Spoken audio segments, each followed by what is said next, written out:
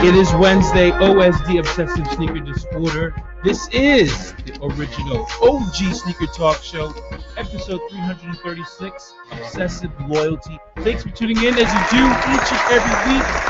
Man, Disorderlies, we have a great show in store for you. Thank you for walking with us, talking with us last week. And special shout out to Patrick Walsh from Villa, who was our guest on the show, talking about the Emerald boots, the Timberland Emerald boots that are coming out actually officially at this point. It's happening tomorrow. So salute to Villa and Timberland and all those good people. Man, those boots are they're bright and shining brightly. And Patrick, was able to break down how that collaboration came about, and he won't talk about what Villa is doing in the community, doing some really good stuff. So let's get straight to it, man. Paper Chasr, what's the good word, man? How you been? How you feel? Salute. What up? Welcome. Good. I'm chilling. Had a busy day today, but get it all done. You know how we do down here in the main streets of NYC. Whether it's snow, slush, rain, sleet, cats, dogs, fire, brimstone, whatever's on the road, we get it done. So indeed, I gotta send a special shout out to my people, Esteban Serrano, his wife Kat, to the good folks over at Converse Rubber Track Studios over in Williamsburg. Nice. Did a nice little interview with them over on the Converse Rubber Tracks audio podcast for them this evening. Shout out to all three of their kids. Just a good time over there. I can't wait for that audio to come out for that podcast interview. That episode should be really interesting. They spun something with a nice little twist for us. We were talking about sneakers and parenting. So interesting topic. Yeah, this was the topic. So we had, pretty interesting interview, and some of the things that I said, I hope once people hear will wake up some of these knucklehead parents out here. So nice. We also got to send a special shout out and happy birthday to OSD's own Sole Doctor Jesse, BOS to PDX. Happy birthday, homie. Looking forward to hearing from you on what went down with your birthday debauchery. We know you got some. Mean Streets of PDX ain't that boring. So, with that being said, D. Wells, we got to jump right into the sneaker stocks for the day. Yeah. Okay. Was it a little crazy again? How did? It was another bloody day, man. Yeah, man. It was another bloody day. Nike finished down a little bit. They finished at 92.54, down 81 cents per share. Skechers finishes at 61.59, up 47 cents per share. VF Corporation, Vanity Fair Corporation, parent company for Vans, North Face, Timberland, etc., finishes at 68.88 per share, down $2.26 per share on the day. Under Armour finished today at $73.57 per share, up 74 cents per. They beat expectations again, and they have two new acquisitions that you guys can check out in the related articles on our Stock Watch report. They did really well. They've been doing really well, and they're still pushing forward. And as we know, with All-Star Weekend coming next weekend, we got Stephen Curry, who got the highest amount of votes out of any player in the NBA for All-Star votes this year. And his shoe also comes out, the Curry 1, the same weekend. So we'll be reporting some more on that as it gets closer to the release date. So shout out to Under Armour. Shout out to Steph Curry. Congratulations to him. And people need to keep watching for them. They got the #2 spot in the U.S. They're not playing.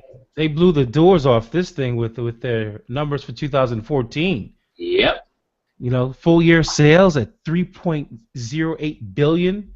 Yep. 32% increase over 2013. Wow. Okay. Totally not playing. Ooh, man. Yeah, man. So Yes. we're still in UGG season.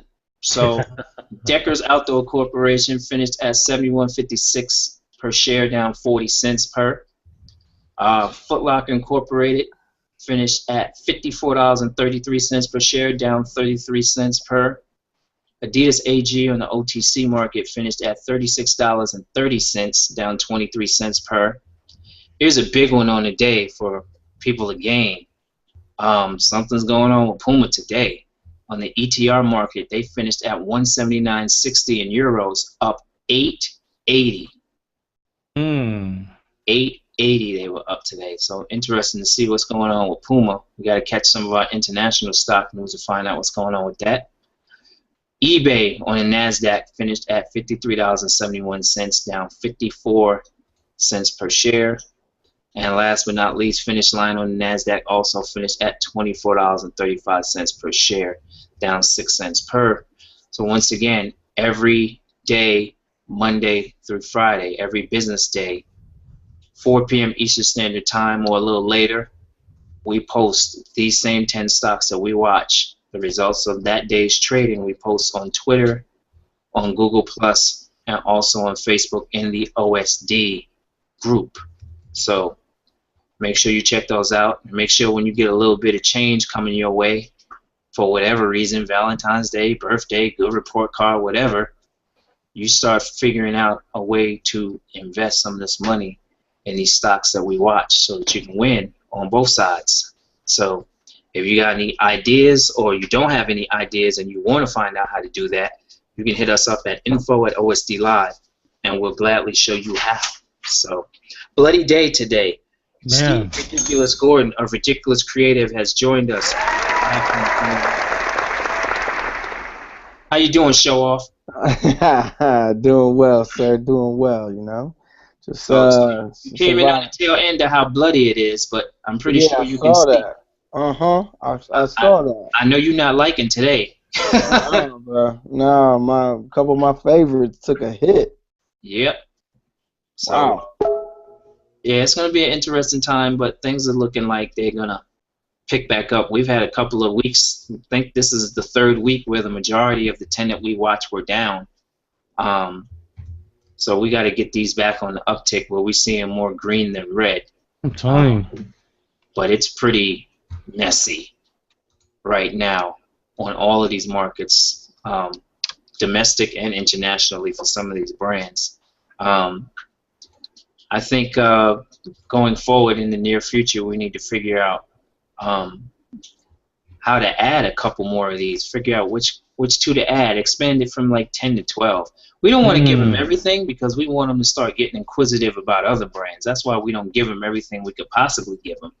But we need to figure out maybe 1 or 2 more we can add to this mix. Add to the mix? Okay. So I would like to do that at some point. So Ridiculous, did you send Jesse his happy birthday harassment? I just a general happy birthday. I didn't harass him too heavily. You get soft your old age. You still a show off though. Whatever. You're a show off. No sir. But anyway, once again, welcome. Corner store Egyptian Musk. Egyptian Musk. Oh man. That's right. Man. So we're going to start off tonight talking about brand loyalty among professionals in the industry, not necessarily consumers. We're going to get into the business side of this aspect of what's going on in the business with people moving. So are you saying it's because people are already so loyal to footwear brands already? Is that what, like, we don't even need to touch that, or? Well, no, we're not even going to get on this on the consumer side. We're talking about this really today from the footwear professional side of things. And I think that's really got on radar now for people because of what happened with the 3 amigos from Nike and their move to Adidas, which led to a $10 million lawsuit against them. I think people are beginning to question now what's going on with people who have been known for a long time to be established with certain brands, and then now you're part of others, and that's leaving people to be a bit ambivalent, I guess, about which way to go. But and we probably will get DE on this one, D, because he said he wanted to pop on and chime in.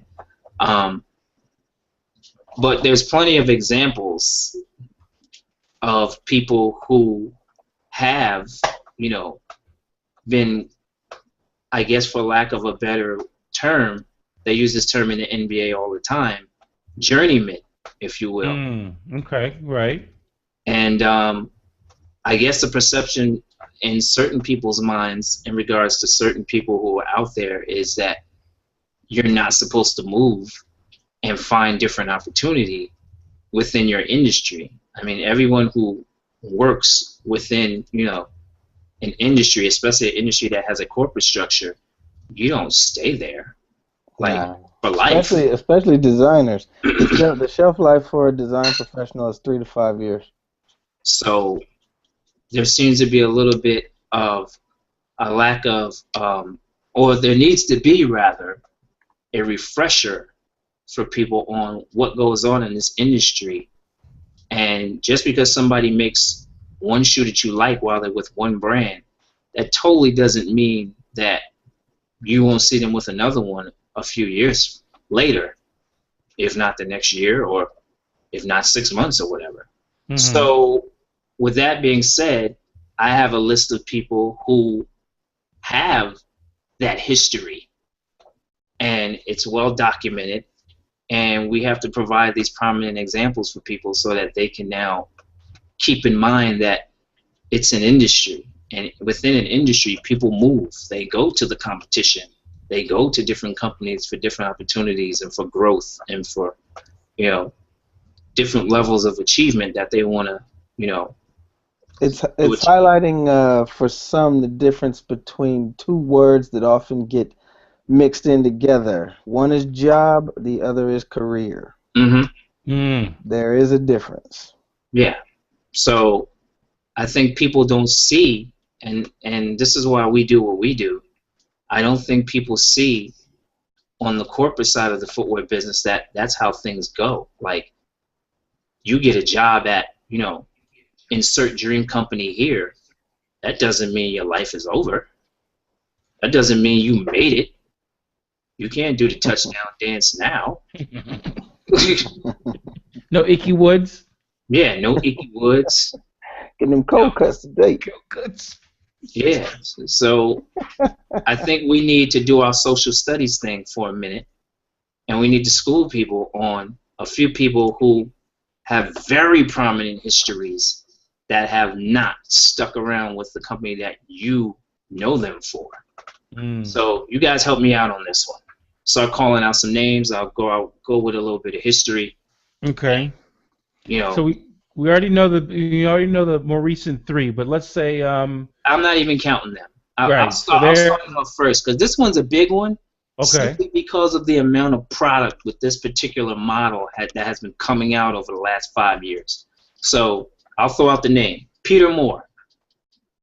Peter Moore started at, let me see if I remember correctly. Was it Adidas? Went to Nike? Or no, started at Nike, went to Adidas. Yes, sir. Okay. Peter Moore, designer of the Air Jordan 1, went to Adidas when he left Nike. And he actually was the CEO for Adidas America after Rob Strasser died. Now, who's Rob Strasser? Wow, Rob Strasser, my goodness. Who's Rob Strasser? Rob Strasser was another big dude at Nike who left and went to Adidas. Him and Peter Moore are the reason why there's an Adidas America out in Portland. Those two, Nike employees. Yeah. Do you think it's the more recent supposed celebrity, the coverage over blogs and social media? Absolutely. Because as you said, these are names like as a design professional in another sense, I look at names like a Stanley Hainsworth who was at Nike, was at Apple, was at Starbucks most recently in terms of a big brand. And then he jumped out, started his own shop, and is now doing work for all of them. And nobody cares, nobody knows, and he's not wrong for it. Right, right. So that's why we're doing this here. I'm calling down some prominent names so that we can put this in perspective for people who are out there talking crap, saying, "Oh, who leaves Nike when you work for Nike? Once you work for Nike, you've made it." Or you work for Adidas, they're big, they're global. Who would leave that? All these stupid comments that you hear and you see online. Yeah. Some of them have been in relation to, who we've dubbed the Three Amigos, but just in general, it shows a lack of education on the industrial side of the athletic footwear business. So I'm going to run through some more names. Continue. Peter Nuke. Peter Nuke. Oh, my goodness. That's the gentleman who was just announced to take over footwear for Under Armour. Okay. He left Nike a couple of years ago and left the industry for a while, and now he's back with UA. Now he's being pulled back in. Okay. Here's another one. You know this one well, D. Paul Fireman. Oh, man. Paul Fireman, Reebok. Yep. Sold Reebok to Adidas. Exactly. $3.8 billion. Man. Left the game. Stopped playing around with it. Started doing things like making jeans. Exactly. He did. And then now I keep hearing that Reebok may be on the chopping block once again, and Adidas may be looking to unload it. Yeah. And there's a group of investors that may look to take it actually private. Yeah. Mm-hmm. So, a la what just happened with another footwear company, that New Balance and Ridiculous's neighbor decided to put the money on the table. So good old Rockport. Adidas sold it for $280 million to New Balance. Yep. So man, Paul Fireman. Okay. Left the game after selling Reebok. Took a nice chunk of change with him. Nice. And now he's back as one of the, influential forces behind Newton Running. Shout out to Craig Heisner. Crazy. He's with Newton. He's been. He put up some serious money. He's been. That's crazy. So Another one. He put up capital V at the decision-making portion, not just the design level. Exactly. He's at the executive level of Newton, huh? Yep. And it's on the low, meaning not many people know that. Wow. Yep. Wow. Yes, sir. So here's another name. Recently had him on the show. We got to have him back because we had no audio. Stephen Smith. Oh, man. I was hoping to see Stephen Smith earlier this week because I was going to be in good old Oregon, but that didn't happen. But he was killing us.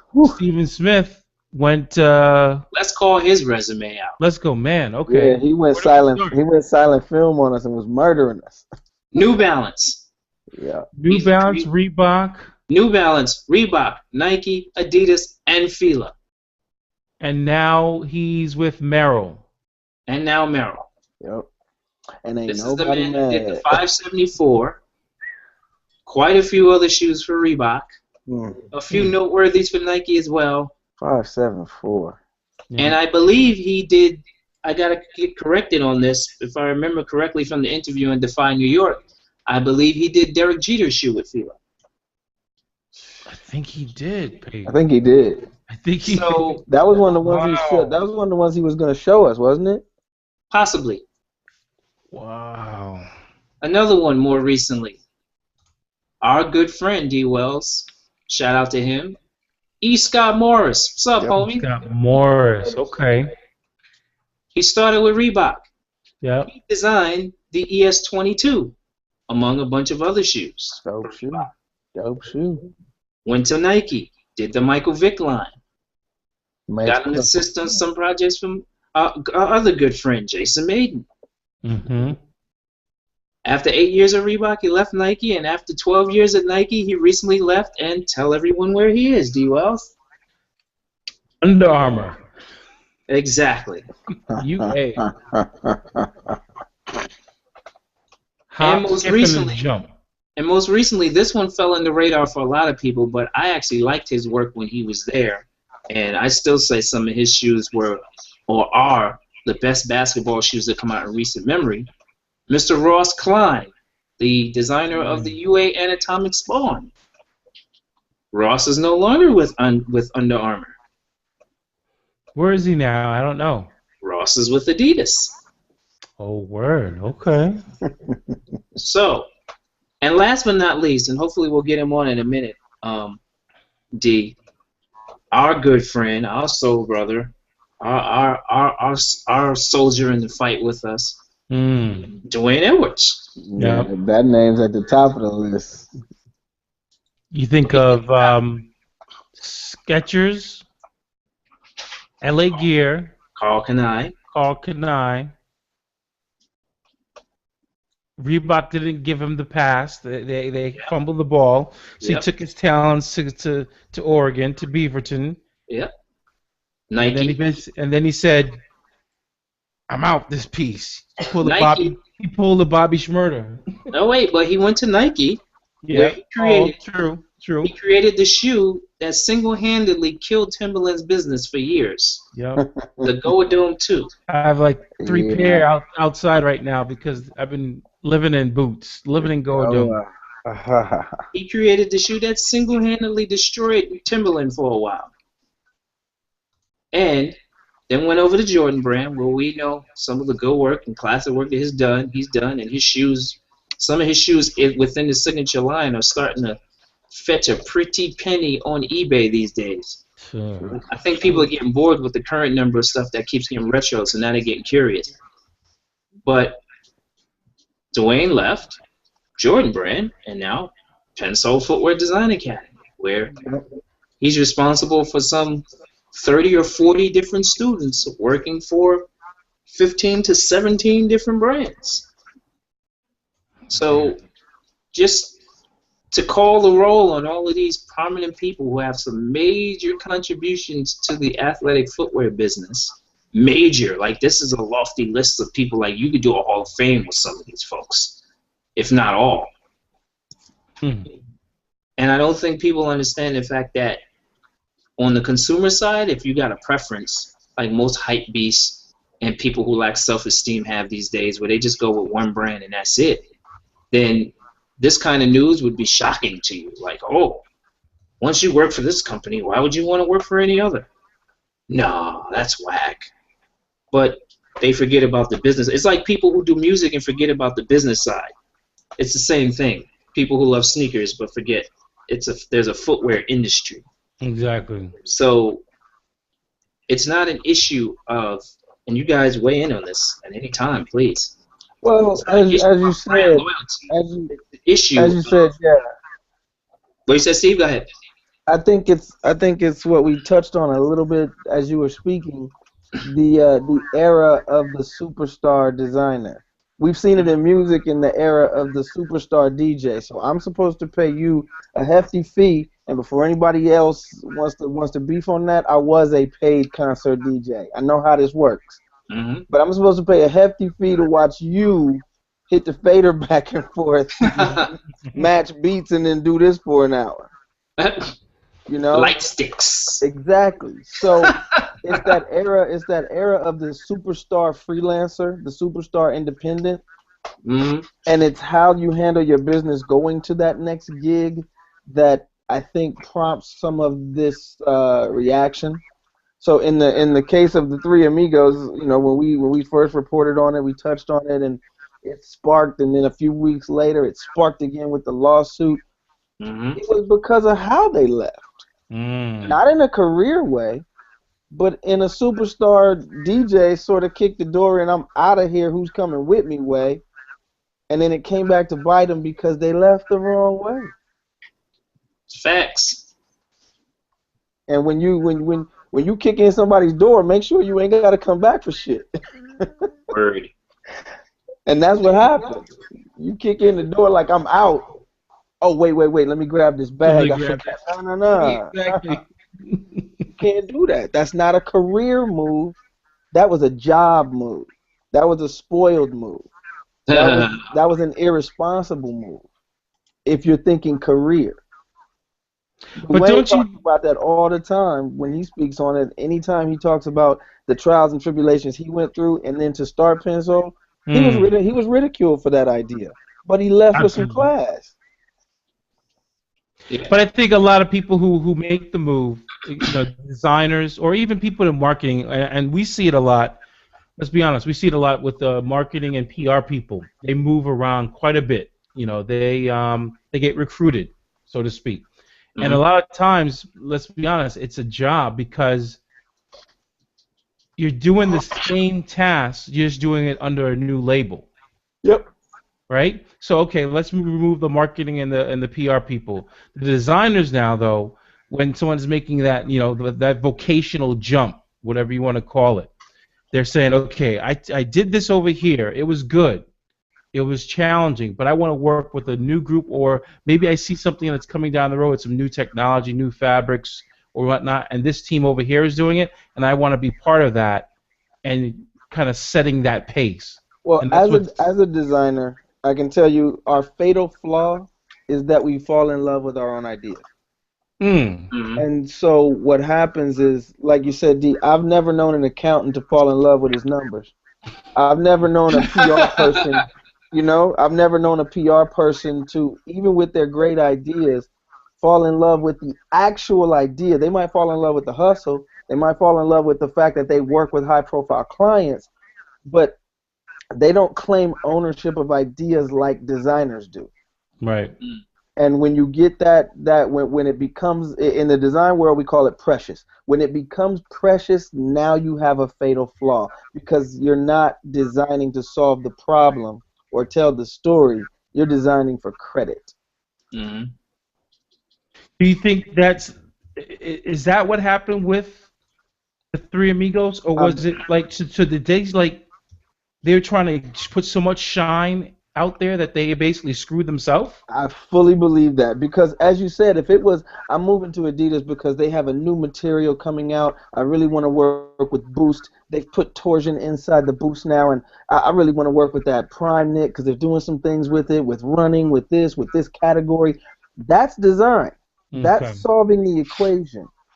They left for the shine of we were at Nike and they weren't treating us right, so let's dip and take our talents here in a real LeBron James, you know, South Beach sort of way.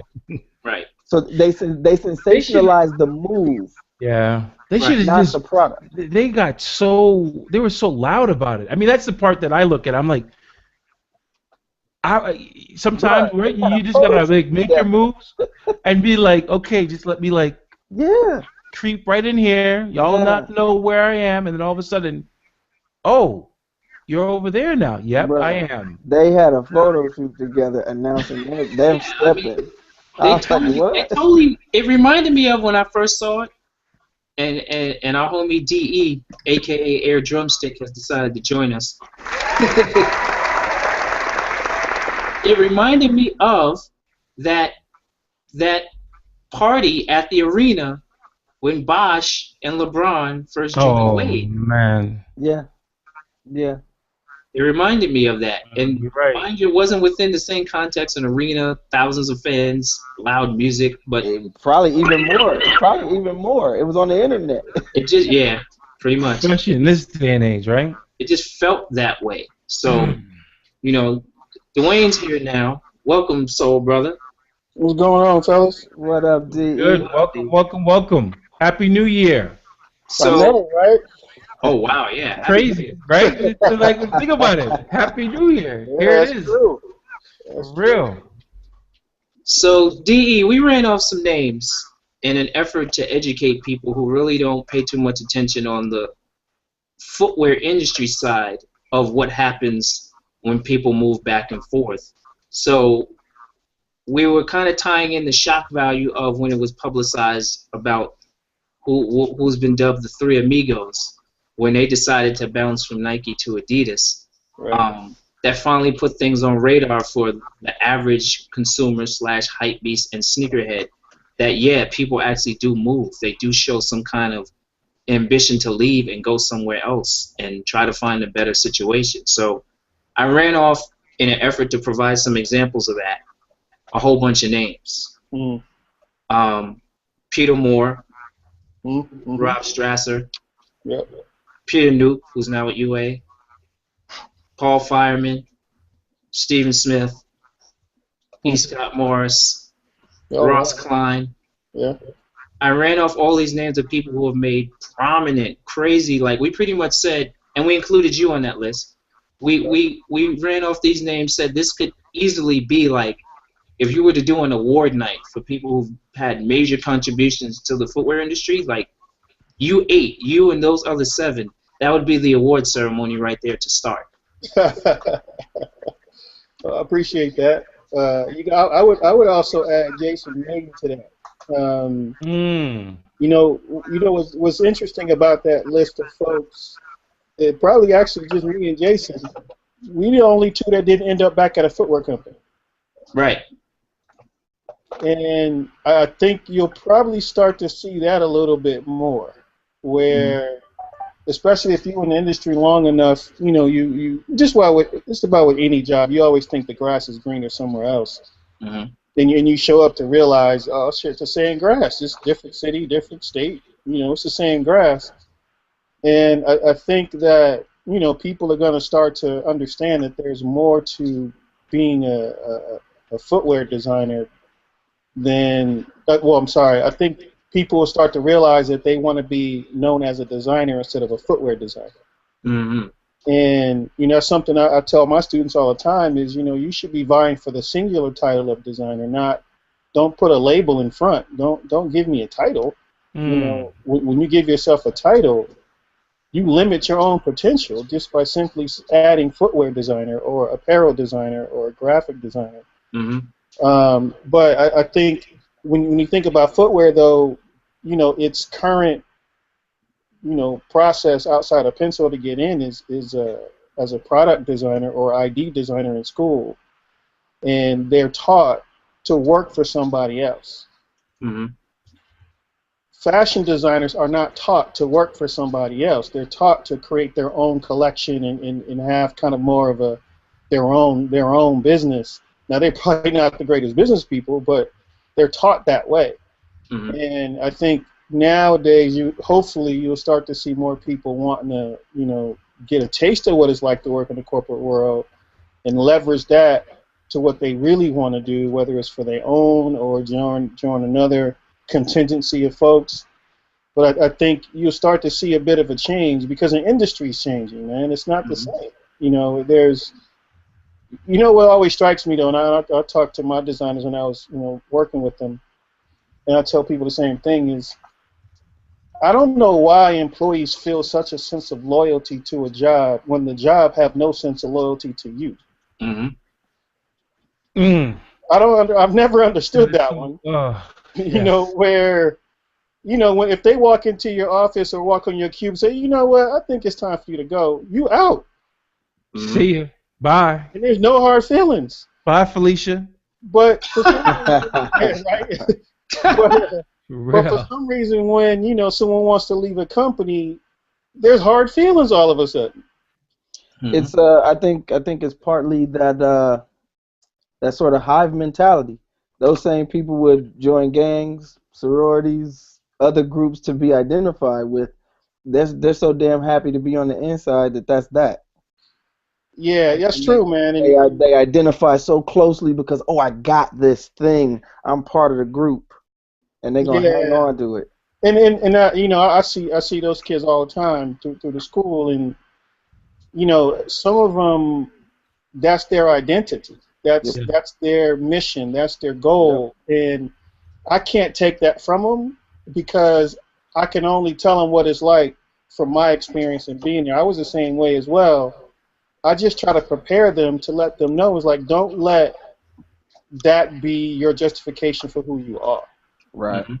Because if you do, you're gonna be sadly let down when you get the job and you realize it's dysfunctional and it's not the same as what you saw outside once you get on the inside. And that's going to be with any job, to be honest with you, or almost any job. Mm-hmm. The job shouldn't define who you are. And I think that's where it gets twisted sometimes with some of the people today. Mm-hmm. The job defines who you are, and some of these big companies, it's cult-like, man. I mean, everybody sees the same person every day. Actually, I was just talking to a designer that left the other day, and I never looked at it this way, but he was like, it's an adjustment for him to not see 100 people in a day. You know, it was like just waking up and seeing his kids and his wife, and then go from 100 people every single day to just your immediate family every day. That was adjustment. He had to pause because like, oh shit, like I realized my whole existence was the people that I worked with, the people he went to lunch with, the people he hung out with, the people he talked to, was everybody he was at work. Yeah. Them the jokes about workplace romances and whatnot. You see them people more than you see your spouse. That's for real. You got a better relationship with the lunch lady than you do with your folks at home. No, you're absolutely right. That is real. You're absolutely right. And again, I ain't knocking it. Ain't nothing wrong with it. I did it for a couple decades, and ain't nothing wrong with it. Same here. You know what I think the difference is though, DE? Yeah. Is career-minded versus job-minded. I just mentioned that to the fellas. You have some people who identify so closely with that job that they hold on to it so tightly, and that's their identification. That's their ticket in. Yeah. Then you have some who identify that the job is the job, but I have career plans. I remember I just got hired on at an architecture firm. I heard the whole, you're overqualified for this, because I came from a studio, and I said, I sat down and told my boss, I'm going to be here for 3 to 5 years, I have a plan. I'm going to work this job, and it's going to get me somewhere, and meanwhile, I'm going to produce for you. But at 3 years, just know I'm going to make a move, so you're not tossing me any insult by saying this work is beneath me. No, it's not. I have a plan for this work. Right. And so I wasn't so tied to that corporate culture at that particular instance because I had a career mindset. But then the job mindset is just clinging on, bottom rung of the ladder, take me with you. Mm-hmm. Now, see, you were more honest with that employer than most will ever be. Right. Facts. Absolutely. Because that's not what the employer want to hear. They want you to be there forever, and they want you to give everything you got, and then your kids, and then your blood, and your organs. Right. They want you to give everything. So they. See, I realized that the way in was when you told me I was overqualified. So I said, okay, that tells me you need me, you want me. So I need to say this to you. You know what's funny? I have a story similar to that as far as being tied to a job identity, which any of you who know me, that wasn't on purpose, but you got a job? He's Tommy. What do you do? the one guy who saw my old office questions. So my years at MTV, I was known, for a long time to be there. And I've been gone now 8 years from there. So where I am currently, I've been there 7 years. So by year 3 at my current employer, I'm sitting there and my phone rings. My personal cell phone rings. And the number is from Santa Monica, California, D. And the person called, I answered the call because I'm figuring it could be anybody. I got a lot of things out there cooking, so it could be somebody from somewhere who wants to do something. So the person, I answer the call, say hello. The person says, hey, it's so-and-so, and I'm just calling to let you know that such and such hasn't been done yet over here at the office, here at, I said, excuse me? Who is this? She said her name, and I knew her. I said, I don't want to make you seem really stupid right now, but this is going to come off really embarrassing. Not sure how you got my personal cell phone number, but I've been gone for 4 years from MTV. She said, oh my God, I'm sorry. I'm so sorry. When things needed to get done around here, everyone said you were the person to call. I said, yeah, 4 years ago. But it's crazy how, again, word gets around about you and can by default tie you to a company just by a certain level of work you've done. And I brought that story up to say, You know, and not to go back to them because I don't want to feel like we're beating them up because they cool dudes, but to go back to the three amigos. On the consumer side, all the hype beasts and people with no self-esteem who buy sneakers so that they can be accepted and identify with, you know, the in crowd, they associate that work with those people. So they can't fathom them going on anywhere else to do anything else because of their attachment to what they've done. Yeah. So I think that was part of what the problem was with that announcement that they were going to leave. Also was the fact that people were in such shock and they made such a big deal over something that people do every day. They found another job. Yeah, you know, and I know all three of those guys. Actually, I was supposed to see Mark Dolce today or tomorrow, but you know, it's a couple things I would say. One, you know, just in society, we have a tendency to again, kind of like think the grass is greener, or you know, like I actually today randomly, because you know I'm never on fucking Facebook. Someone told me to check a message, and I saw my man with taking a picture with what's my girl, Amber Rose. Mm-hmm. And what's my man? Here, man, I forget his name just that quick. Is it Tariq? Yeah, Tariq. Dunk on Dunks, okay. Yeah, so then I'm like, damn, she fine. What the fuck is Wiz thinking? Who the hell was the one he went with? You know, like he left with. Who's next? You know, but again, it's like then you hear the stories about Halle Berry crazy ass, but she fine though. But you hear the stories about her, right. Where you know it's like no matter you know how good a situation or person looks, or the situation you think it is, there's always an issue. It's just you on the outside you don't know what that issue is. Right. And so I think you know people have a reaction like, oh man, how can you leave? You know, how you guys can leave? Where if you guys just knew the level of politics, the level of insanity that goes on behind some of these closed doors, you'll be surprised why people are still there, to be honest. And you know, and I mean, just from there's a certain level of it's not. If you're a designer, you're not drawing shoes all day. Mm-mm. You're not. The higher you get, the less you draw. The more you in meetings all day. And it's like meeting to have the next meeting to have the next meeting. I mean, it got to the point where I took a cue from E. Scott, and he was like, bro, if you want to have a meeting, go short. Have a meeting with no chairs. Wow. Meet him in the hallway. Yeah, dude, because it's like people get tired, they want to sit down, you start think quicker. So like the meetings go by a lot faster. But you know what's interesting too though about just people trading places and doing things is at the end of the day, those people who left, they understood their value. Mm-hmm. They understood their value, and they decided to go with somebody else who's going to treat them the way they felt like they want to be treated, and hopefully some of them leveraged the experience that they've been able to achieve to put themselves in a better position, you know, financially, obviously, but professionally as well. But I think it's just a sign of the times of what we live in, dude. It's like you get tired at a certain point and you move on. Mm-hmm. You know, I have no idea what the hell Amber Rose did to his ass, but... Well, she did it to Kanye first. That's true. I mean...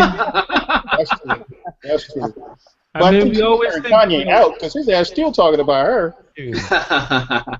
I mean, we always think the grass is greener. I always say, like, you know, the first time I ever was say, you know, fired, let go, terminated, that was a blow to my ego.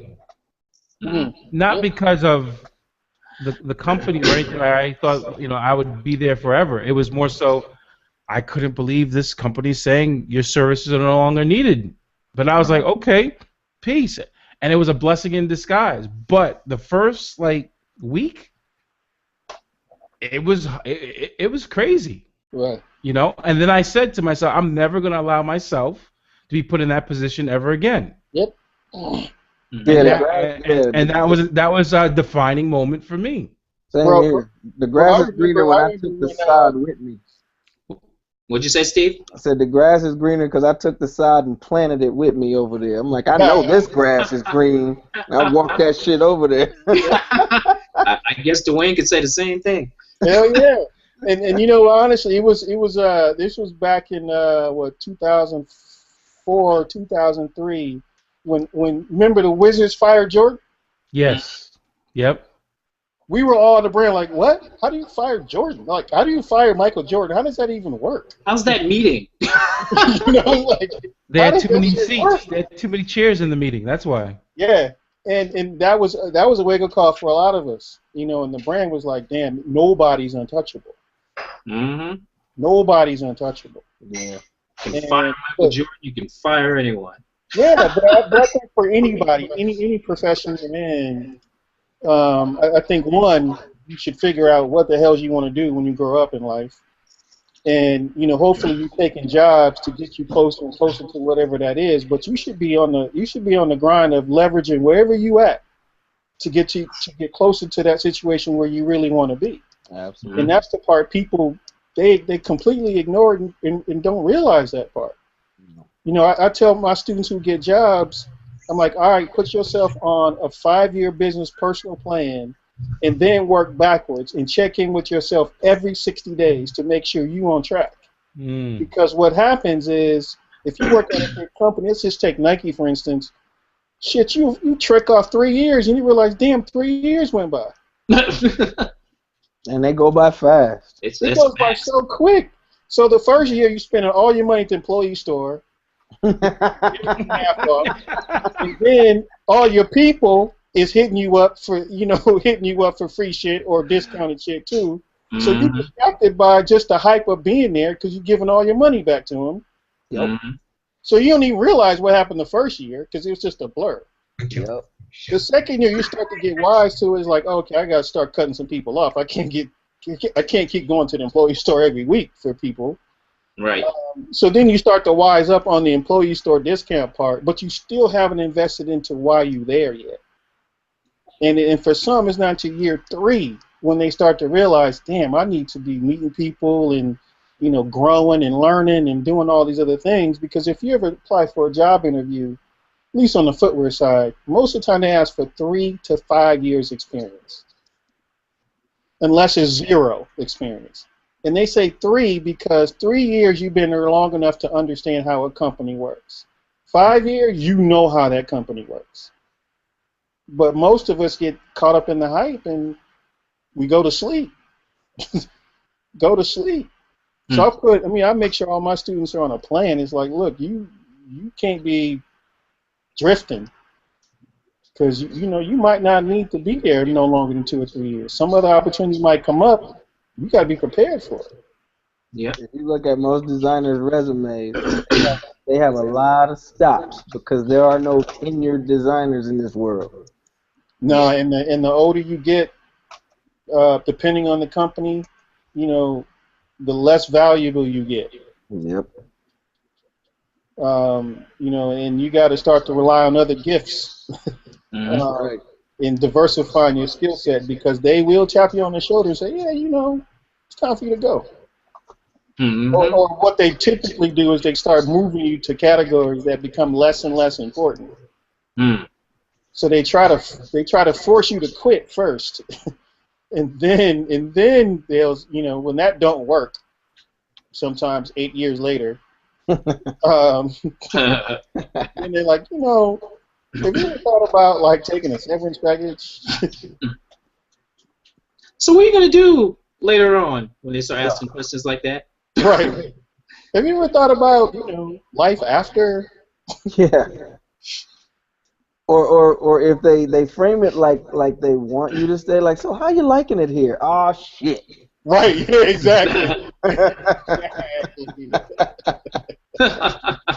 exactly. Exactly. But no, I'm all for what, you know, the fellas did, quote unquote, 3 amigos.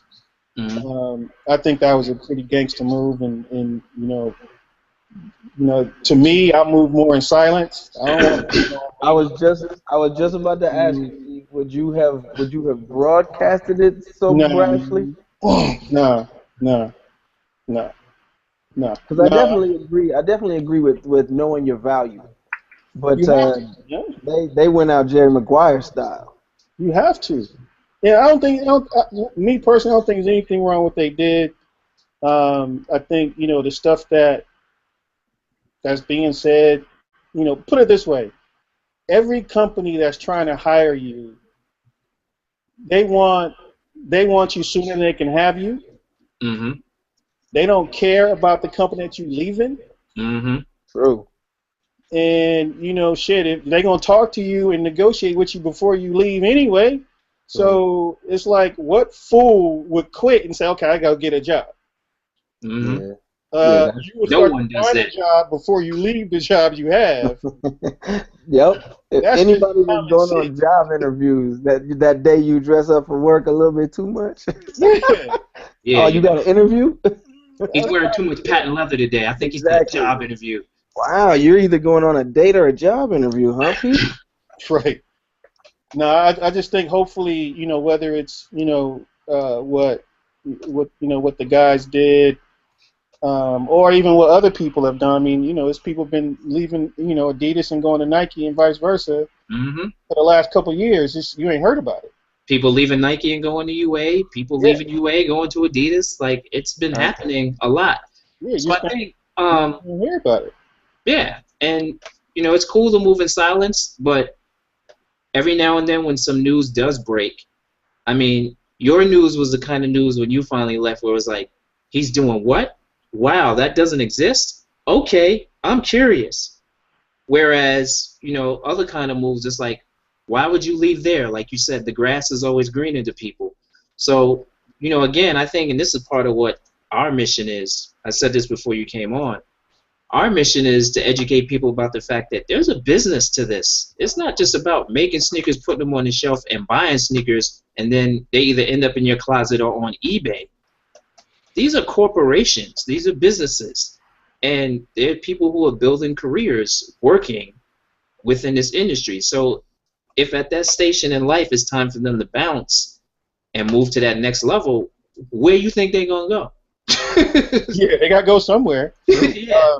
Like I said, me and Jay, the only two that's left and not went to another company, footwear company, so to speak, and which is strange to people because, I get a lot of reporters and people request to talk to me because I'm one of the only directors that's left and not work for somebody else.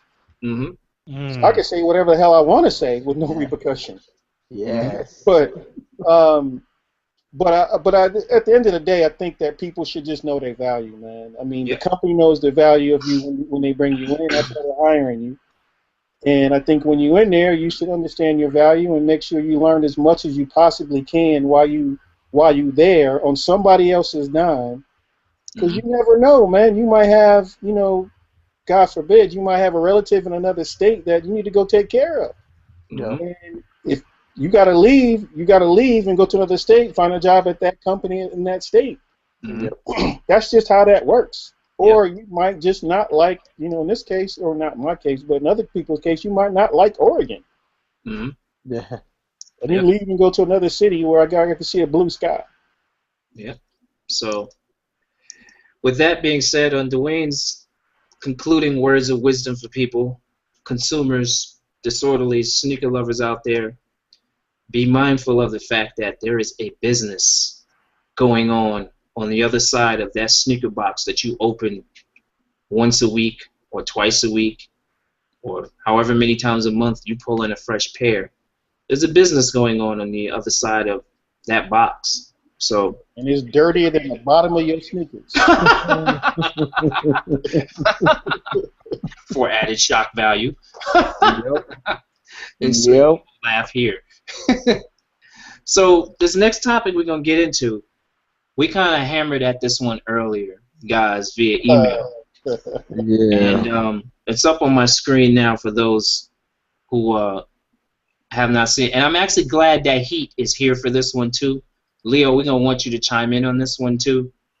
So we were talking about the latest ASICS collaboration with Concepts at the helm, where they built a trap house.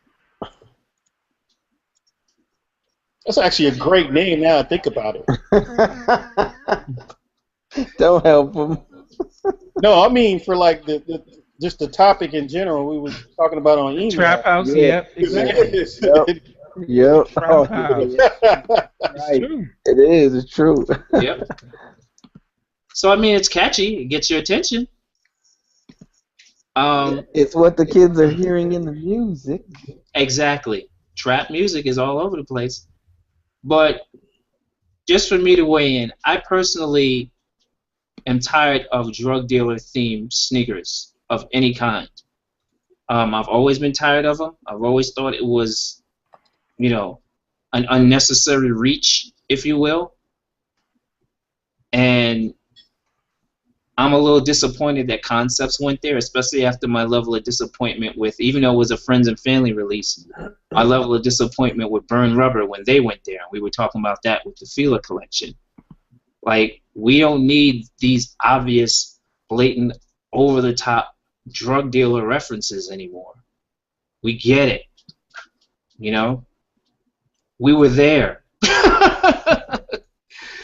Come on. Like, we have family personally affected by some of this. Some of us did this.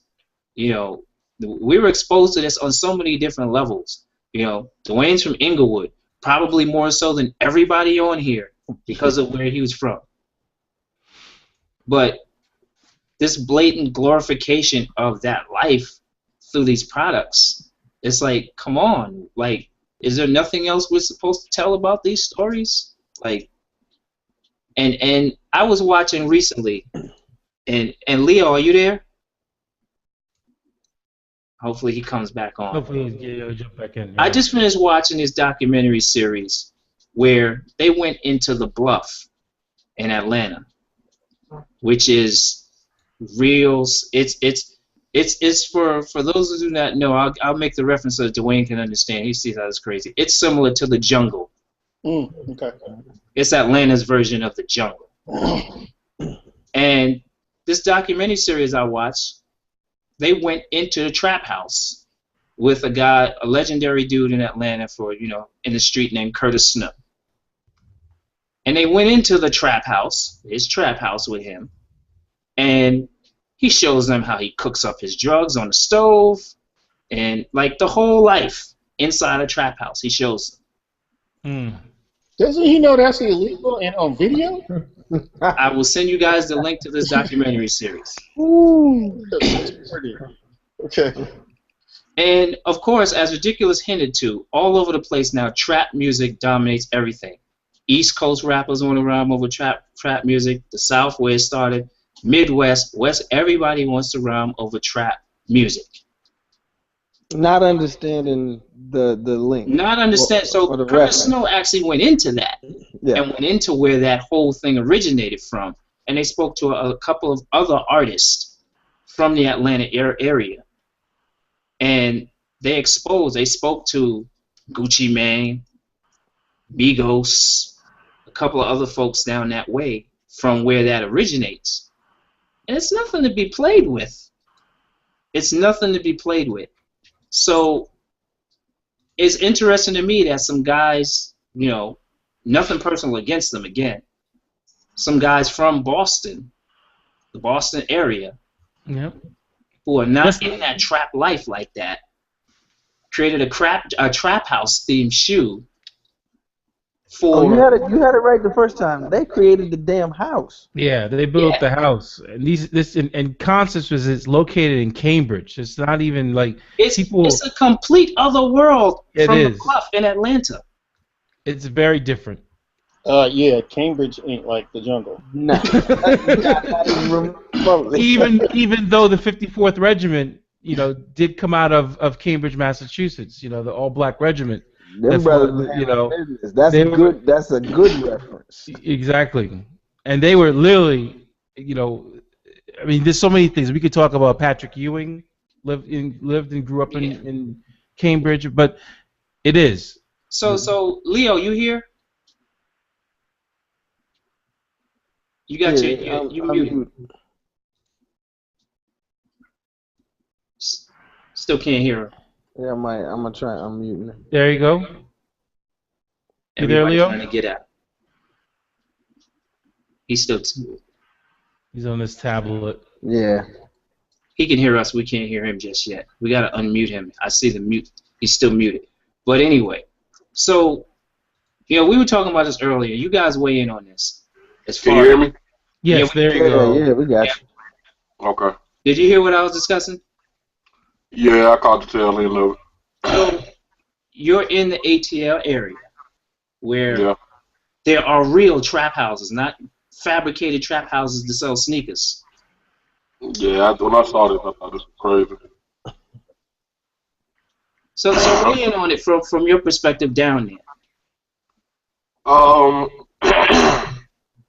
The trap house, basically it's existed, as far as I've known since I was a little kid. Everybody has them. It's just, kind of what we call the trap house, and trap house is actually a lot more intricate than people think and know. It's a lot of rules that go to the trap house. I'm not gonna get into all that. No, sir. It's a real way of life. I mean, it's definitely, it's funny because I had a conversation with my father about the trap house when I was about 16 or 17, and I was, in the streets. Let me just say, dabbling in the streets. And he kind of had set me down and said, if y'all use the same energy that y'all used into building this trap house and to using the skills that it takes to run a trap house, y'all are basically businessmen. Y'all just doing it with a legal business. I mean, it's actually very intricate. And he made me understand that you have to use the good qualities that you have, not to do bad, but use them to do not so much good, but just use it to do something constructive that you're going to be able to see in years to come. And that's I met that brother. I've been to the Bluff. I actually work in the Bluff with my job now. It's been the first time, and I work for the county, the biggest county in Atlanta. It actually harbors part of Atlanta is called Fulton County. And the first time I got a gun pulled on me at work was in the Bluff. And if you can imagine having on, all your county stuff, you got the county uniform on and all this other stuff. And I think I was only on the job for like 6 or 8 months. And just had my son. And I got out of the house, to inspect the house. And, I had a brother and did not know it was a trap house. You know what I'm saying? Rang the doorbell and everything. Brother came out and said, just like this, today ain't a good day, brother. And I'm like, oh, shit. You know what I'm saying? He's literally holding right here, like just to let me know, like, this ain't what you want. You know what I'm saying? So, I mean, the Bluff is real. Like, the Bluff is one of them places where you don't want to be, not even after dark. You really just don't want to be there any time of the day. I don't even think the sun shines over the Bluff. It's that rough. I mean, it's real. I mean, and the thing is, what you gotta hate is the Bluff is actually, I'm not gonna say it's light work, but we had so many hoods back in the day that was worse, just as worse, if not worse than the Bluff. East Lake Meadows is actually, where they do the PGA Tour now, the Tour Championship. It's a golf course. They knocked East Lake Meadows down. That's when I grew up. East Lake Meadows was the worst hood in Atlanta. I mean, it was to the point where police didn't go over there because they used to get shot at. They ended up buying everything up and knocking everything down, and it was like a little mini golf course over there. They had black kids used to go over there and try to learn how to play golf. They ended up knocking it down and building everything over there brand new. Like, I mean, it's nothing but white people over there. Nothing but it's like a golf course. Like I said, the PGA Championship is there almost every year now. So in short, it's nothing to glorify. It's definitely not. something that they really want to be glorifying. The fact that they did it up in Boston, it was actually a little ironic to me. Well, they're from that area, but the trap house is get this one. The trap house is in New York. Exactly. Really? Yep. They built it in New York. Terrific. That's crazy. Yeah, this is definitely a black eye. I'm hoping the national media don't catch a wind of this, because this could really get really ugly. I mean, for those of us, we were talking about this earlier through, our pre-show discussions, if you will. I like to call them that now because they be going on. It's like the pre-show is good. Some of us have, like, people who, we've had situations where drugs has not been good to our families. And shit ain't nothing to play with. And for people who love sneakers the way we do, to constantly see these, blatant stabs at street cred from these brands for some reason. And like I said earlier, I was pissed off with them from the time the Scarface Air Force One came out. I was done when I saw the Scarface Air Force One. I was like, okay, where is this going next? It's only going to get worse, I'm sure. Because when you start with Scarface, now there's so many other places you can go once you see they eat this up. Yep. And look where we're at now. Now there's straight building trap houses in New York to sell sneakers. Crazy. Well, let me say this. If they did that in Atlanta, that would be a problem. A big problem. I'm sure. Like, it'll be a lot of people taking offense to that. And doing something about it. What kind of reactions would you anticipate? That's the point. What kind of reactions would you anticipate if this popped up in Atlanta? Let's just say they would go out of their way to make it a real trap house. They try to gut it out. They would really try to make somebody pay for this, because this is how a lot of people make their livelihood. You know what I'm saying? And it's not right. Mm-hmm. But it's almost like you're making fun of us. Mm-hmm. Mm-hmm. Yep. Because understand something. This is what I want people to understand. Real cats that dabble into this life, there are rules and regulations to it. With most people, some people don't have rules and regulations. But one thing is understood: everybody knows it ain't right. Everybody knows that. If you get caught, you ain't supposed to stay. There's rules to it. You know what I'm saying? So this goes against pretty much all the rules. You don't talk about what a trap house is. You don't talk about what the trap house is about. You know what I'm saying? Like, real talk, to be real honest about it, T.I. got in trouble when he first started talking about the trap house. You had a lot of real cats in these streets was, a little upset that he was, kind of talking about it and letting people know about it. You know what I'm saying? So, I mean, this ain't nothing that you just play with. And like I said, down here, yeah, it will definitely be some retribution taken. But my beef for ASICS too is it seems like lately they're simply not paying attention to the things that they should be avoiding, because a year or so ago, didn't they put out the red and the blue bandana gel light 3s? Oh yeah. Oh, right. Yep, sure did. Who does this? Like, come on, are you paying attention to what's going on where your consumer lives? Like, I mean, I think they're trying too hard. I think they were doing okay when they had their little lane, when they did a little collabs with a couple spots, the Kill Bill, stuff like that. I mean, I think that's cool, and I like ASICS. I like them a lot. I really wish they made bigger sizes, but with that said, I mean, I think they're trying a little too hard, to go after the street consumer. yeah, and this is coming out of their new ASICS Tiger, which is we announced on the show last week or a couple of weeks ago, their lifestyle division. So what are you trying to say by cranking this stuff out of your lifestyle division? What are you trying to say about what you think our lifestyle is? I'll tell you what they're trying to say is that there's idiots who will have their own culture parted off and sold right back to them. I don't think we can let the consumer off the hook just for a bad marketing idea, what we feel as a culturally insensitive or a foolish marketing idea by a company. True. There are still idiots who buy it, eat it up, soak it up, And like I said in our pre-game discussion, are some of us who have lived through it, seen it, had that be a part of the culture that we are in no way glorifying. Um, some are having the corpse of their culture sold back to them as substance. Mm-hmm. Exactly. And you're gonna tell me, well, we just telling the story. We letting you know how it is, motherfucker. Don't let me know shit then. You know what's ironic about them trying to tell the story from the Tiger, their new Tiger brand Right. area.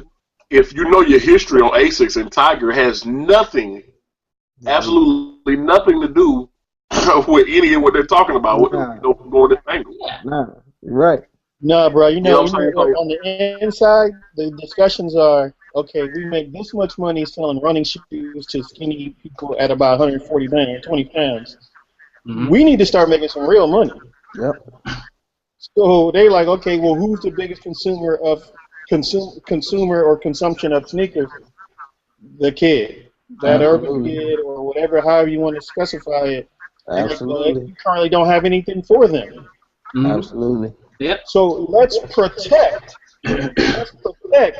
what we built and who we stand for, and let's just slice this over here off to make it a little bit more generic, a little bit more appealing, so it doesn't hurt our real brand that we really care for and protect. Because we know they will buy them. Yep, Yep. that's how the inside conversations work. Mm-hmm. Yeah. It's facts. Now, I want to know if Asics Tiger would make a Yakuza sneaker. Yeah. Hey, I wanna since we're talking about inside conversations, just something I thought about here.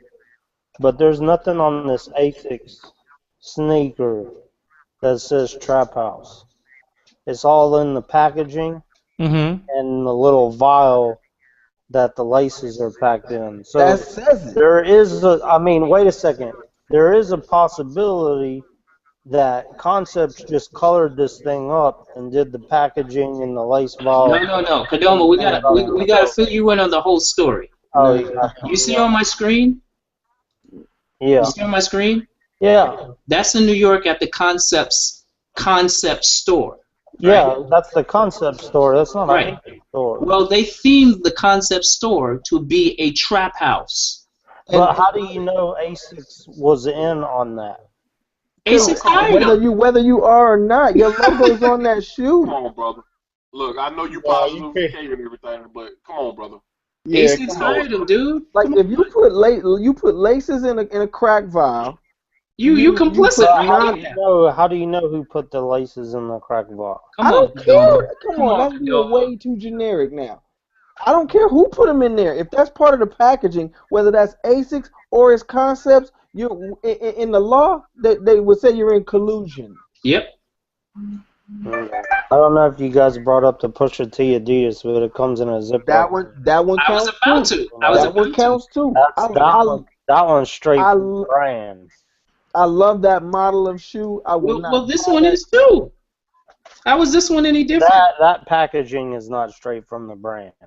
I don't care if it's from the brand or That not, might man. be Concepts pulling a fast one. But you're in cahoots. Your logo is on that shoe. If you don't like it, you say don't sell it. But there, if I turn in a tech pack of that shoe, there's nothing on that tech pack that says Trap House. Listen, you don't know that. Yeah, but I don't know that it isn't either. But if in the media, even though I'm gonna stop having this conversation with you because you're obviously really being unreasonable. But but if they were to put the word Trap House and Asics in the same sentence, somebody in their PR or marketing department should be fired immediately if they didn't believe that they were okay with that marriage. Yep. That's how inside works, by the way. What I'm saying It's not is just product; it's the words that they put in print by association. Mm-hmm. What I'm saying Which are on screen. is it a possibility? Oh, wow. I'm looking at the video. Is it a possibility that Wow. Concepts turned in this tech pack for this shoe and then just got it back and did the packaging and the lace vial and the store build out themselves? Yeah, it's also possible Halle Berry ain't crazy, but we know she is. There's no way ASICS allows this to happen and they don't know. Full to fruition, full to retail output. There's no way that There's that no they way. don't know. There's no way. It's in the same sentence as the brand name, dude. Somebody would be fired if that happened. If it wasn't supposed to be. Yep. That one sentence right there, that's somebody's job. That one sentence is somebody's job. Yep. Totally. Hmm. So let me ask Do we know how the release went? they all should have been burned, as far as I'm concerned. let me ask you I a bet question. you they sold out. Yeah, they probably did. Yeah, they probably did. But which goes back to Steve's point. It's easy to package and homogenize, lifestyles and situations that we go through in the inner city and hand it right back to us like you did us a favor. Yep. Tell us. We're telling a story. Stall out on your story. Most of us lived it. You don't have to regurgitate the bedtime story. Tell a better story, man. Tell a better story. We've already heard the story. Bottom line is, it's really exploiting our people. Dude, they got blood on the insoles. Yeah. Thank you. But that's where we are right now. So one of the things I looked at when I first saw it and why I sent it to everyone and shared it was more, is this where the culture is going, and more importantly, are we gonna see more and more of this? Do people not get that? If you look at just comparison, you look at the packs of sneakers that have come out at the end, say the last quarter of 2014. Mm-hmm. Let's look at what's happening right now, the new quarter, 2015. You look at the movies that have come out. You look at the snubs. You look at Ferguson. You look at everything that's going on. Right now, it more than ever, and I hate to be preachy, but I have to say it, we need to be spreading more things about peace and love and not drugs. Because this is actually hurting human beings. Not just black, not just white, not just women, not just men. It is hurting human beings. So, like, someone will say, well, it's just sneakers, D, but it actually is more, because guess what? There's a kid right now who's probably 13 years old or even younger saying, I want those sneakers, and I will do anything to get those sneakers because that is cool. And I'm not trying to make it a race thing either, but this is what I see. And Dwayne, I believe you were still with the brand when these shoes were on dock to release. When those 12s came back out, the Rising Sun 12s came back out. Oh, man. Yeah. When those Rising Sun 12s came back out, people had to scramble to yank those inner soles out. Quickly. And this is from people who operate their headquarters in the same country who want to give us this. And we don't do anything about it. Yeah, I was still there. The interesting thing about that, when it was done in Beaverton, sold in China, luckily the person who made the decision to do that insole was high enough in the company not to get fired. But they should have gotten fired, and there was conversations about it. But they were high enough in the company where they were able to be saved. So, and the interesting thing is, we spoke about this too, as the Rising Sun insole illustration is on screen. We spoke about the fact that we already know no country is happy with anyone treading on their flag. It's a disrespect to any country. So Japan made us think about it. The insoles were yanked, the generic Jordan brand insoles went out, or whatever efforts were made, to rectify it and show that you were trying to rectify the situation. But this shoe goes far past that. They're straight trying to mimic the entire scenario of what is a downtrodden, sad situation in the inner cities in America. But this is storytelling. I could imagine Dion, and I know Dion Point, manager of Concepts. he would say, "We're just telling a story, This Yeah. story's been told before. and it's not that big of a deal." That's I right. can hear that. I can literally hear that in my. I can hear I him hear You know saying what you that. should tell Dion? Give You Dion know? Leo's number so that he can take him to the bluff. No, You mean Well, drop them off? But what's the purpose of telling a story? right. No, I'm playing devil's advocate here, No. but I agree. I know at the same time, like, that would be my question. My question would be, okay, I get it that you're telling a story. What's the end result? What's the desired result of you sharing that piece of communication? Because if not, then you're not actually telling a story. A story is to convey a message. What's You're your message? exploiting a story. Yeah, they're just trying to find some cool connection points. Hey, D, remember we did that storytelling class at Pencil when we started talking about the Kool-Aid the Yep. Kool-Aid. joints, and there was that girl from Reebok who was actually in the class. Yeah, and she didn't even know about it. Yes, but it was crazy. Where it's like the same question came up. Was like, we bet nobody black was asked if this was a good idea. Yep. Yeah. I was angry over that shoe because it came out in That was February. Black History. February, exactly. We talked about that on this one too. Yeah. But what we were talking about in the class though was like, even if you just followed protocol, you drink Kool-Aid in the summertime. Right. Not in Not the in dead of February. winter. I mean, the peak Kool-Aid sales is in the summertime. I mean, Kool-Aid sells all year round, but the peak Kool-Aid sales is in the summertime. Yep. It's a thirst quencher. Why would you drop it in February? Yep. What message are you sending by dropping it in February? I'm just telling a story. Exactly, but this is kind of what happens, though. I mean, obviously, I think Dion is black, right? D. No, Dion No, is. He's not. If I were, I think he's Italian, if I'm not mistaken. Okay. Well. So he's part black. All right. So, I'm sorry, I had to make reference there. so what I was going to say was that's also part of the issue where you have people that are not culturally relevant to the topic making decisions on the culture that work at these corporations. Now, I'm not saying they have to be black. No, I got I'm just saying that they're not culturally relevant to the topic. I remember a few years ago we did the I was still at the brand and we did the All-Star game in LA. And we took over a Foot Action in the Fox Hills Mall. And I was just happened to be in the meeting and they were talking about it and they were showing the design layout for the store. And the store was all Carolina blue. I get it. Yeah, Jordan went to Carolina, that whole thing. Okay. And I'm like, yo, time out. You Time can't out. do that though. The Fox Hills Mall is in blood territory. It's all red. Yeah. You Yeah. can't have a blue store in a all red neighborhood. Cannot do it. Cannot do it. Yeah. So they all looked at me like I was a Martian, like, what? Is this true? Like they had already almost finished it. What is this blue rule Dwayne is telling us about? Yeah. That doesn't count. So I don't know if you remember, they split it. It was half and half.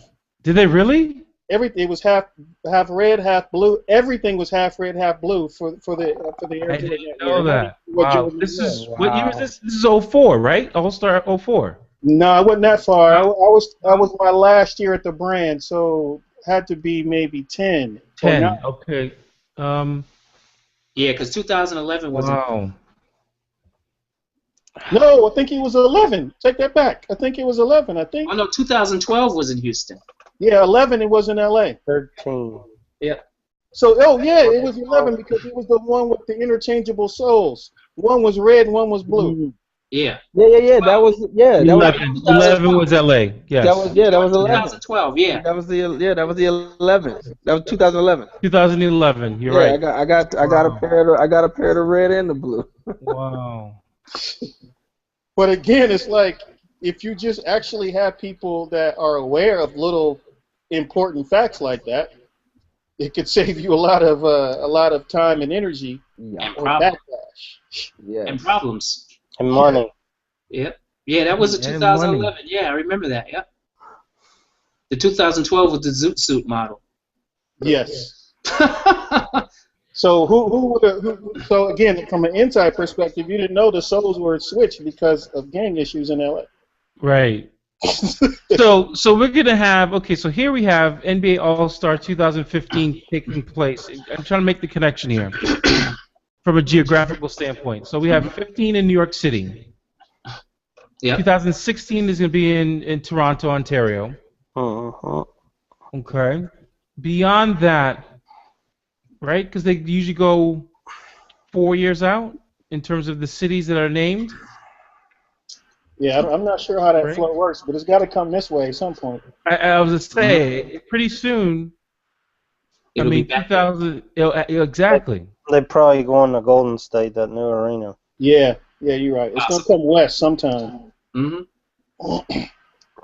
Hmm. So, But I guess my question too I think Charlotte's next in 17 because that was the big push. I remember Charlotte Hornets and the fact that Michael and wanted the name back. right. I mean, I'm gonna have to do some research on that. And It's all politics, man, but the easiest way to go about it is who just spent loot on the new arena. You know, MSG just got that makeover, and Barclays is brand new. Yeah. You know. Yeah. And both those teams ain't in playoff contention, so it's definitely about who got the newest, fanciest, shiny bells in their arena. Plus, New York is the biggest NBA market there is, so and they haven't been here since '98. Yeah. Well, one place we know the NBA All-Star will never take place again will be Las Vegas. Oh my God! Yeah, It'll never get anywhere close to Las Vegas. That should happen again. That will never happen again. Unless they make UNLV a professional team. They'll bring back the starting five from UNLV, but wait a minute. Oh, one used to be a professional team. One will be locked up for soliciting a prostitute. I forgot about that. Yeah, I wonder if we'll ever see an All-Star weekend in Paris or London. And hell yeah. Oh, yes. Yes, absolutely. Yeah. Most definitely. That might disrupt the whole cycle and be next year. All right, so yes or no answer to this question in regards to this shoe. Before we wrap up, and Kadoma, you got some things that you need to let the world know about, especially as far as the All-Star Sneaker Summit in New York. So, yes or no answer to this question.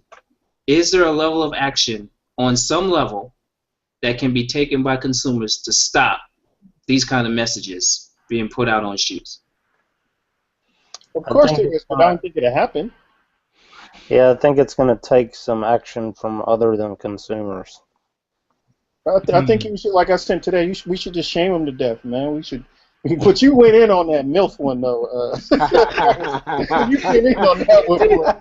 You went in on that one. Hey, bro, That was a great I'm gonna tell you the truth. The funny thing is, it's all true. That's I the know that. that's the coffee shop I sit at. I'm like, about it. wow.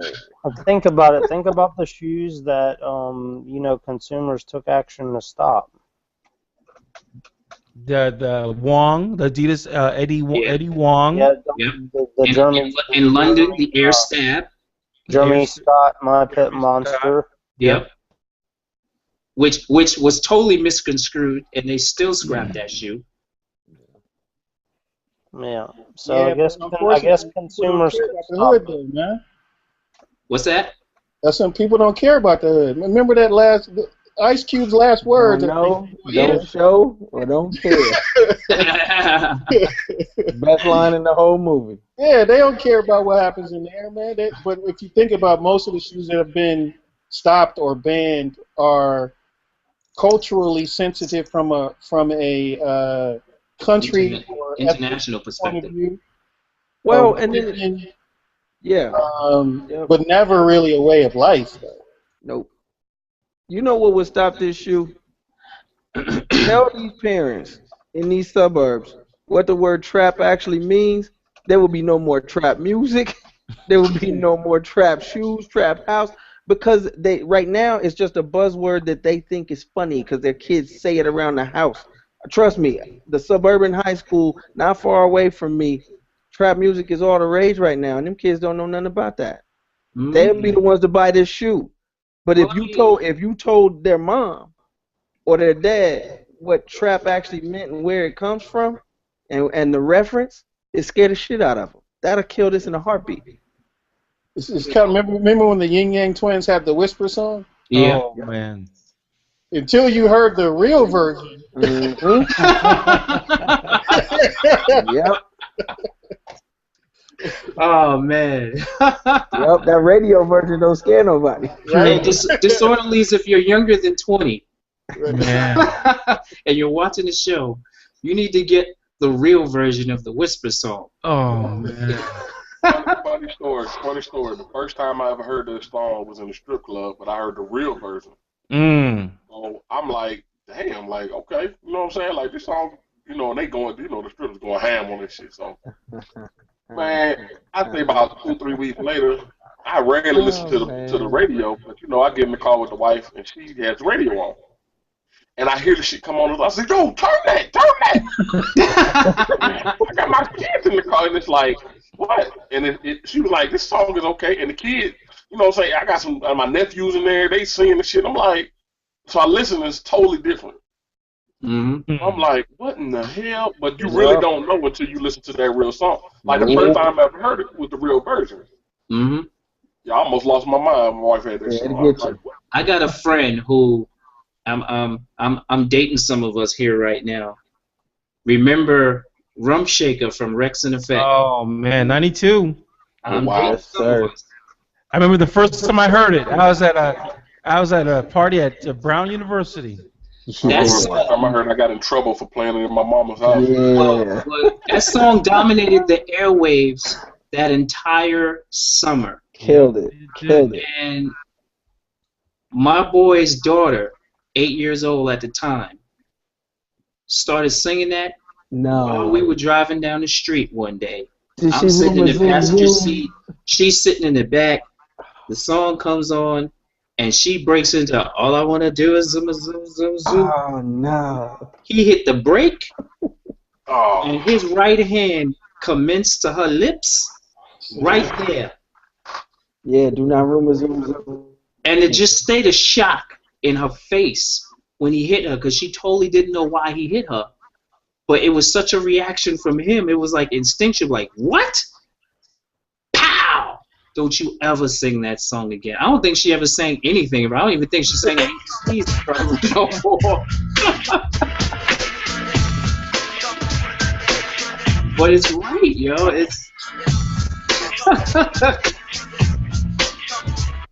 It's serious when people really find out the real meaning behind some of this stuff. That they just look at something that's entertaining and passes the time. Shit changes. It gets real, really. Like I said, walk into a Starbucks with a bunch of MILFs and play is like a long dark sword. That sounds like you asking for ass whipping. Exactly. Yeah, they'll be looking at you trying to holler. That's what that is. But real talk. Let me piggyback off what Ridiculous said, and he said it'll kill it. I don't agree, because unfortunately, I'm a parent. Sean's a parent. Dee's a parent. You know, we care about our kids and what they're listening to, what they're doing. We care to explain stuff to them, and if they're not ready for it, and I have a 5 and an 8-year-old. My son will be 9 next week. I had to explain to him, you know, what Trap House meant last year. What? You know, because I had to because, like I said, you can't keep them from it because it's everywhere. So the thing is, as far as the music is everywhere, you see what I'm saying? I can keep them from the actual houses, but I had to explain to them. About the actual houses? You say no, what? No. Not the actual houses. I can keep him from that, but I can't keep him from the music. I can't keep him from his friends talking about it. I mean, listen, we had a 9-year-old get busted with a vial and a gun, like I think like 6 to 8 months ago down here. You see what I'm saying? Like, you know, the drug culture is real. It's been real for years. No, I definitely hear you. We have to explain this stuff to our kids, but the problem that I have with it is we have a lot of parents out here who don't get it. We have a lot of parents out here who don't care enough about their kids to explain this stuff to them. Therefore, they're going to listen to it anyway. Therefore, they're going to create the music, even if they don't know anything about it. And if they do know something about it, that's even worse. But so the thing is, it'll stop. It'll stop in some of the suburban areas. That's what I'm talking about. You're not going to stop it altogether because it's an independent. That's the No, thing about it. In the music industry now, these cats are smart enough. They're not going with labels anymore. They're starting to create their stuff on their own. And hey, I'm going to be my own CEO. Yep. So I'm going to create my own music. And this is the music they created. They're buying it. They're selling it. I don't really mess with Migos like that. But my cousin is a producer. He's working with them. You know what I'm saying? He's making good money supporting his daughter. The bottom line, all he does is do the beats. But the bottom line is they love his beats because it sounds like trap music. You know what I'm saying? Yeah. So the thing is, unless we have parents who care about actually being parents and not being friends, you know what I'm saying? Like I tell people all the time, and I've said on here before, the most important job we'll ever have in our lives is being a parent. Yep. And the thing is, we forget that while we out here chasing this paper, chasing our dreams, we have to remember these kids don't ask to be here. You know what I'm saying? The thing is, it's your responsibility to prepare them for life. And if you don't do that by explaining these things to them, guess what? They're gonna be in it.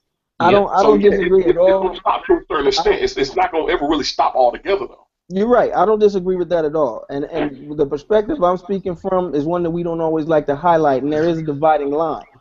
I venture to guess that what you're saying is brothers and sisters. What I'm saying is there's still Mandingo fear out there. If you explain this to white people, the majority, I totally agree. I totally agree. The fear factor will move the needle like never before. It will. It will. Yep, that's a fact. It'll be similar to the NWA back in the day when they tried to, you know what I'm saying? That's what I mean. And all that stuff. We as a culture, like you said, those of us from the hood, grew up in the hood, friends in the hood, there's an acceptance of that storytelling aspect, that nostalgia, that almost camaraderie that we are sharing a similar background of struggle. And we let some of that shit go. But so we don't have the fear of the story like others would. You're right. And the thing is, listen, like I said, my son will be 9 next week. I just started exposing my son to hip hop, like really hip hop, in the last year or two, because for the first couple of years, all I listened to around him was jazz, neo soul, because I didn't think he was ready for that. You see what I'm saying? But how many parents do that? Right. How many parents think it's cute that the kid come in doing all this, shaking their ass and look at saying, look at old Jennifer over there, or Janet, she's so cute shaking her ass. That ain't cute. Nah, that ain't cute. You know, I pop my daughter when I see her doing that shit. Nah, we ain't raising no goddamn hookers and no hoes and no strippers around here. We're just not doing it. Now, when you get out of 18, and this is what my father taught me, and I'm still teaching my kids, when you get out of 18, I've given you everything. I've given you all the tools you can to survive. The decisions you make from that point forward are on you. Listen, Chris Rock said something that I will never forget, and my daughter's my oldest child, so I never forgot this. Chris Rock said, for those of you who remember this well, old enough to remember, a dad's only role is to keep his daughter off the pole. If she ends up on the pole, you've done a whole lot of other things wrong as a parent, where she feels like that's the 1 + 1 = 2. And I live by that. Yeah. That's solid. And unfortunately, I know parents who did a good job with their daughter and they still end up on the phone.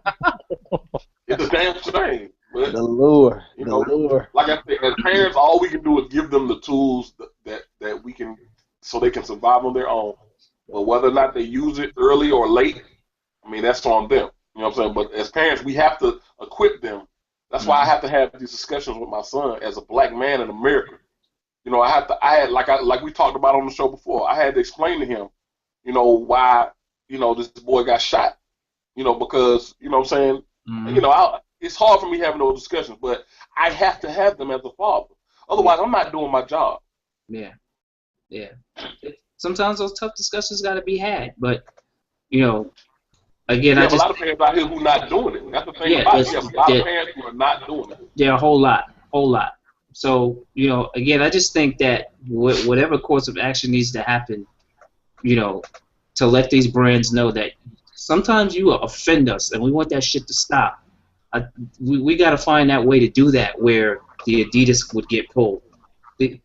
how many years the Air Stab wasn't sold in the UK, D, after all those stabbings, and they just brought the Air Stab Just brought it there back. last year. Yep. Yep. It was like 5 years. They said, Nike said, we're not selling the Air Stab in the UK.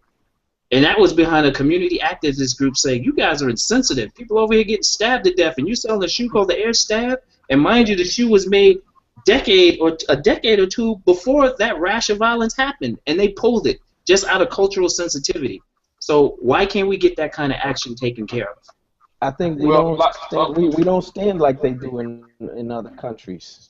Well, unfortunately, like Ridiculous said, it's going to take a tragedy like a senator or somebody high up, you know, unfortunately a white man or white woman and their children or their child to overdose around a trap house or got some product from a trap house. Or get caught listening to trap music. Right, or get caught listening to trap. And then, you know, something might actually happen. It has to be a shock. Like I said, like I said, that. it's an educational thing. I'm telling you, I coach track at a suburban high school, and all these kids listen to is trap, and you hear them saying it, you hear them repeating the word. I go, and you hear them saying it, and you know they don't know. You know they don't have a clue. And you know their parents, furthermore, are just as ignorant. And like you said, Leo, it'll take something happening to them and the oh no shock face moment. And then the needle will move. You know? I had no idea they were listening to this type of stuff. Exactly. Because and most people will claim ignorance. No, in some cases it's actual ignorance. Right. They have no idea. And Well, if they that knew, they would be scared. Right, that goes back to the parents buying this shit. They actually go into the store buying it and don't even know what the hell they're buying. Right. Yeah, that's the crazy thing too. They you know, they're leading the horse right to the water. Yeah, one of T.I.'s biggest other albums is called Trap Music. It's literally called trap music. Right, it's called Trap Music. The album is called Trap Music. I mean, and these people, listen, we ain't the ones going out there buying the shit. No. Nah. Because we bootlegging everything. Everybody I know got bootleg. I'm sorry to say that. No, he didn't say that. I'm just keeping I'm gonna do like Dwayne said. You know this is on air, right? Listen. I said my people, not me. Right. All right, so I heard that. Look, I still purchase these. Come on. it's 12 a.m. Eastern Standard Time. We're going to bring episode number 336 to a close of Obsessive Loyalty, where we spoke about, you know, the perception of loyalty versus disloyalty among footwear professionals in the industry and, you know, industry travels. And then we concluded the show with talking about the Trap House issue with the ASICS release with Concepts and Kadoma. Yeah. You got the summit coming to New York next weekend. By all means, please share what you have. And that's right. We're going to be in New York for our second time next Sunday, coming up Sunday, February 15th. So after you're partied out from Thursday, Friday, Saturday, and waking up with a hangover on Sunday, looking for something to get into before the game, we're right there 5 minutes from MSG, Madison Square Garden, where the big game's going down that night at the Altman Building. Yep. Got 13,000 square feet of exhibit space. Tables are almost sold out, so if you're seriously interested in exhibiting, I suggest you get your tables now because they'll probably sell out before next weekend. And also, we still got the United Airlines promo code on our website. So if you're looking to book last-minute tickets, we can save you a little bit of money just getting the All-Stars. So sneakersummit.com has got all the info. I hope to see all the Disorderlies out there at the Altman Building next Sunday. You got a pre-party too, correct? Yeah, we got our pre-party going down with DJ iPod Ammo.